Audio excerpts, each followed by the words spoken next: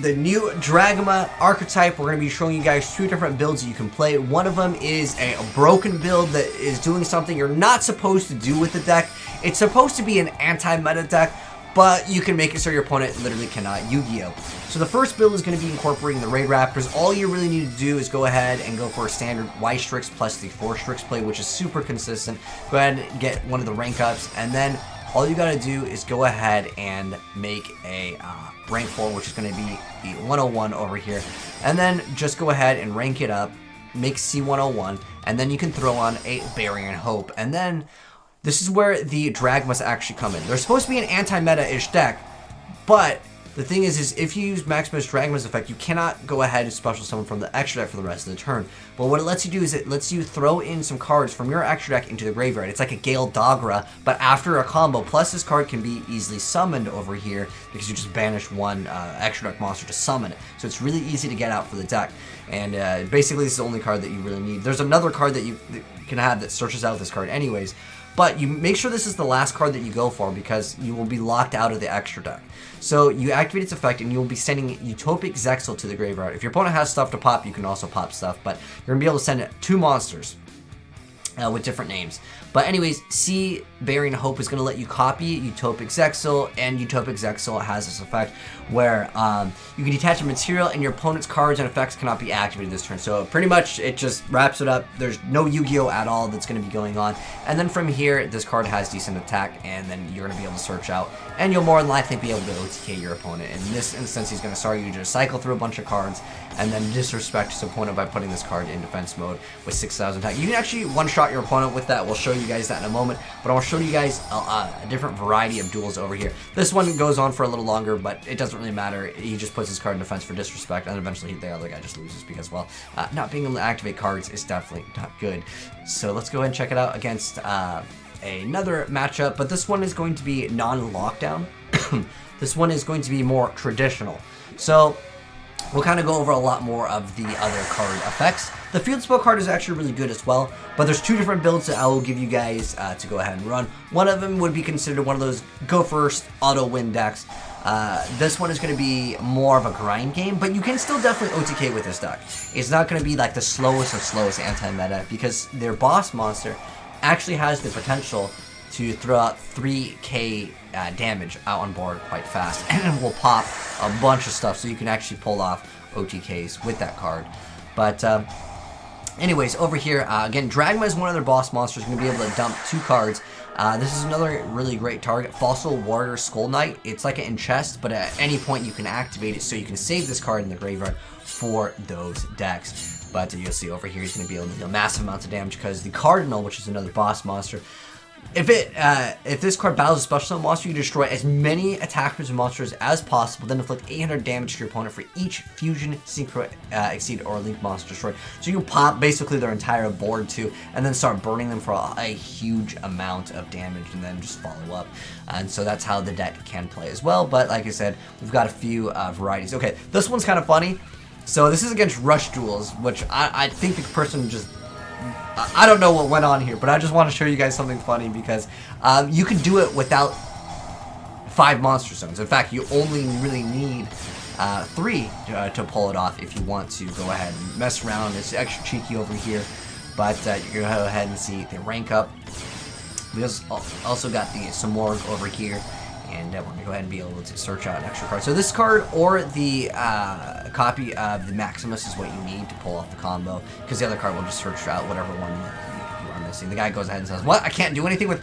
He actually got additional normal summons, not that it mattered too much because he cannot activate anything because this card is OP, and in Rush Duels, yeah, it's going to be even more OP because Rush Duels doesn't negate too much, but again, I just wanted to show you guys that one because I thought it was kind of funny. Let's go ahead and check it up against the new Fluffles. We'll show a variety of gameplay here, and I'll give you guys the deck profile of both of these decks, but some of these are actually pretty cool. I mean, like I said, you can make it so you can shut down your opponent.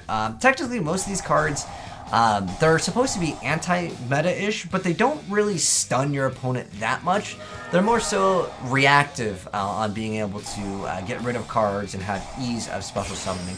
Like, for example, Excelsia over here, she has the ability where it cannot be destroyed by battle by a monster that was special summoned from the extra deck. And then the field spell, which we didn't actually go over, is actually pretty important for the archetype because it makes it so neither player can target the Dragma monsters with effects that were from monsters that were special summoned from the extra deck. So basically, that's how you can get your extra protection in the deck, and if they actually battle, you're going to be able to utilize that field spell and make it so if they battle you, they just die.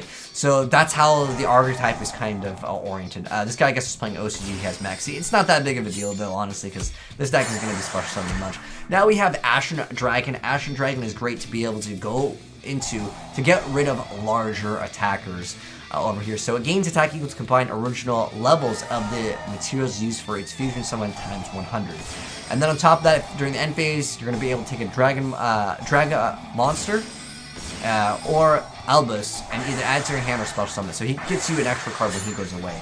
And once again, this card is not going to be able to be destroyed by battle, so this card is going to go ahead and linger up on the board.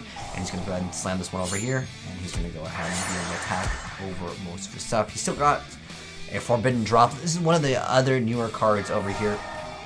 Fluffle Dog coming out. And then we got the Edge Imp, and he's going to go ahead and activate this card as well. Not that it really matters too much. He's going to go ahead and activate those effects, but in addition to that, Fleur is going to go ahead and be able to special summon itself and then negate the Cruel Whale. Now, Cruel Whale is quite a good card because it boosts up the attack, but he's going to go ahead and make the Saber-Tooth Tiger over here, and then he's going to go ahead and bring out another Cruel Whale, and then he's going to go ahead and send another card, get some extra stats, but remember, this card cannot be destroyed via the effects of a monster that was special from the extra deck. He's going to go ahead now, activate in chest, effect, and then pop the other card, but now it's going to go ahead and be another Saber-Tooth Tiger. We're going to take some damage, but remember, the Dragma card is going to go ahead and allow you to go ahead and pop the card after it battled the monster. And we'll go ahead and defense up over here. He's going to be forced to go ahead and try to attack into the cards, but again, that is going to go ahead and have that effect where he's able to pop. But you can only use the following effects at once per turn. Anyways, but if the face-up card in the field is destroyed, you get to make each player send a monster from the extra deck to the graveyard. That actually will help you out as well, because you can start popping things. So if they get rid of this, be a monster effect, you can go ahead and be like, okay, I'll pop your card too. So you guys can see, like, the deck is capable of having a grind game. It's not like a cheesy deck. It's supposed to actually be more of a grindy game deck, I would say. That's how it was designed, but, you know, people always figure out cool combos, like my teriyaki over here.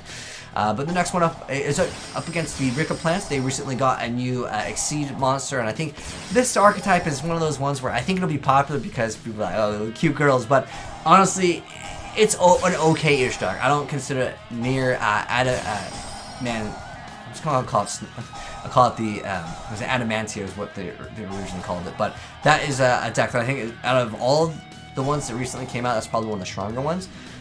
But we also have the Ancient and Ascended in the deck because we can send the Herald the Herald Synchro, and then we can go ahead and search out cards. So that'll be quite nice. So now he's going to go ahead and add that card to his hand, but it doesn't really matter too much.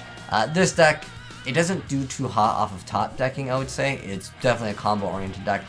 And I'd say sticking with just pure Rika Plants, it's not strong enough. He's going to go ahead and try to get the Search off Arc. That's going to go ahead and be denied, but he's still going to be able to go ahead and have that effect in chest.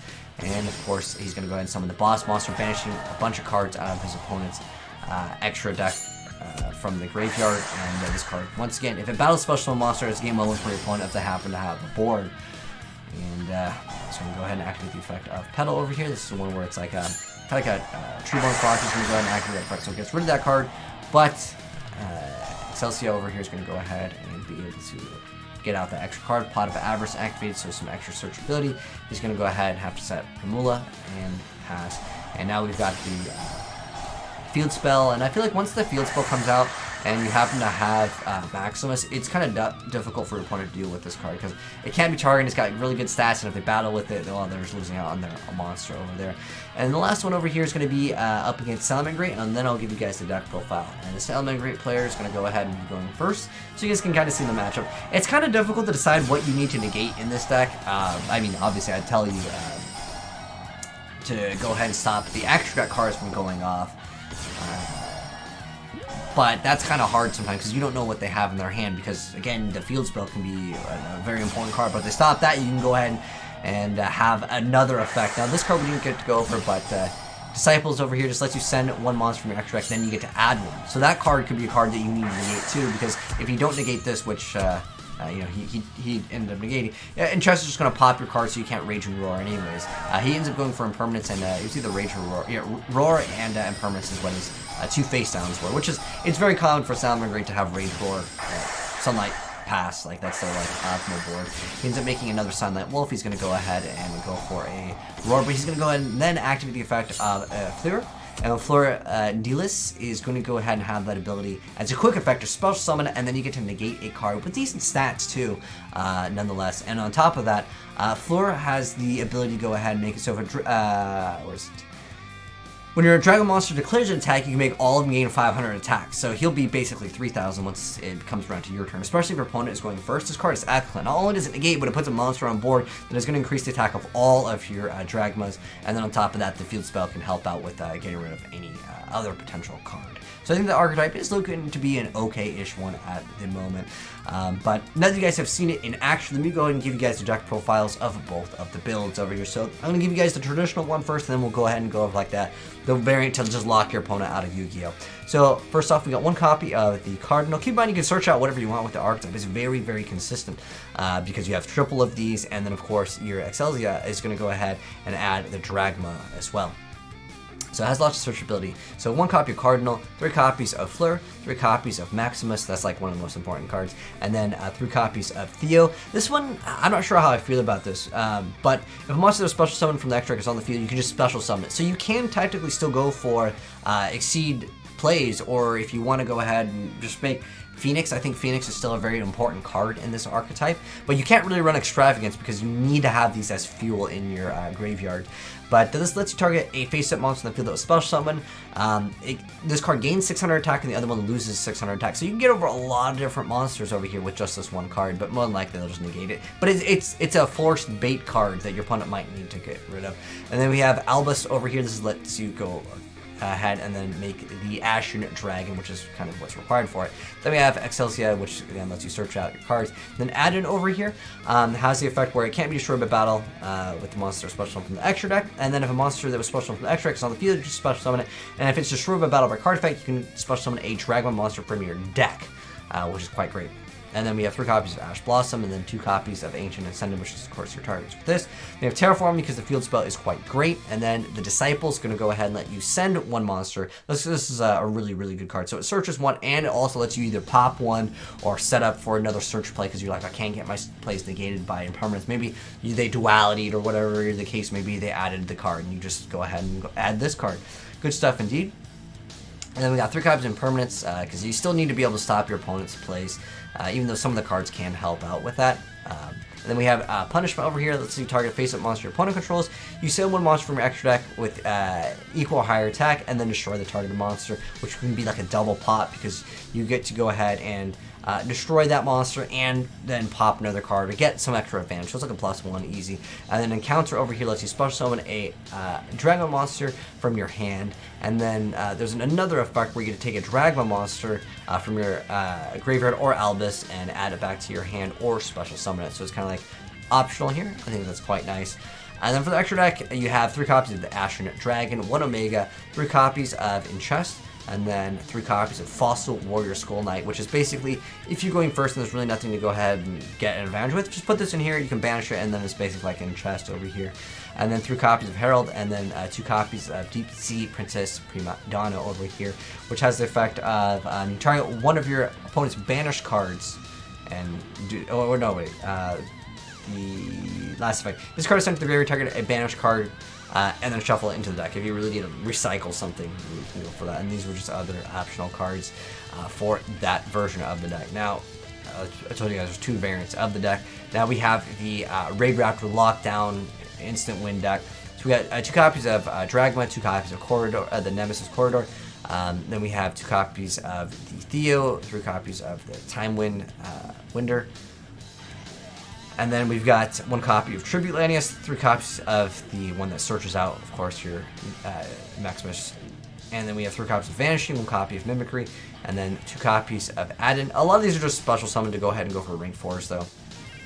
And then we have 1 Singing, 3 copies of Pain, 1 Instant Fusion, 3 copies of the Barion's Force, 1 copy of Numeron, 1 copy of Reborn, 3 copies of the Disciple, which helps your consistency, and then your Nest, Living Fossil, 3 copies of the Shade, and then 3 copies of Extra Foolish, so you're able to go ahead and have that ability to send 1 monster. Because the most important thing for this is actually just getting to the Dragma. It's just a bunch of level 4s, so you can go ahead. This is consistency. This is really easy. It's just the last card is where you might want to go ahead and have more consistency with it. Because all you do is just say, I make this, you cannot Yu-Gi-Oh!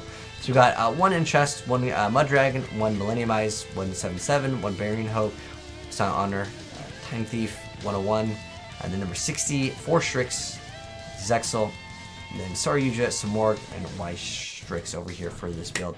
But anyways, guys, hopefully you enjoyed the video. If you did, drop a like on it. If you're new to the channel here, make sure you guys subscribe, turn on the bell so you don't miss out on other new Yu-Gi-Oh! Decks. And I'm curious to know what you guys think of the Dragma archetype. Do you guys think that they're good, or are they meh? And if you guys want to send me in replays, feel free to go ahead and do so at AzneyesReplays@gmail.com. And shoutouts to Magus as well as Teriyaki for hooking me up with the plays, and I'll link them down below if you guys want to check out their channel. But thanks for tuning in, guys, and I'll catch you in the next video. Have a good one. I'm signing out. Peace.